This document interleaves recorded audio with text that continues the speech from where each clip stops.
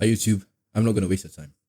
The first thing that top students do is that they realize that there are more aspects of studying than just blindly staring at worksheets all day. They research for the top studying methods and they ruthlessly experiment them to find out which ones are the most effective.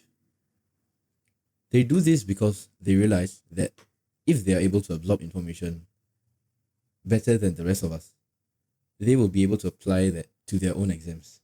And overall, honestly, they would have much more enjoyment for the subject because learning the subject will be much easier. That's honestly what it takes, man. This takes up a lot of time and effort, which upfront will not help you out for your exams or the subject that you are being tested on, because you could have used that time to study in the first place. I'll help with that.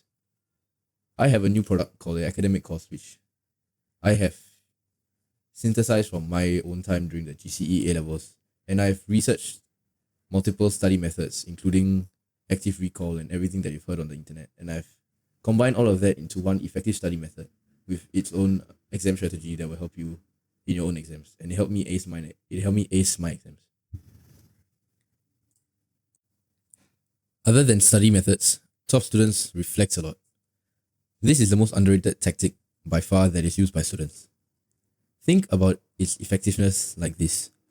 Reflecting once or twice might be good, but if you do not become like other students and you use this method and you use this as a method to learn, you will be much ahead of your peers because you are critically thinking about the very acts of becoming better and acing exams.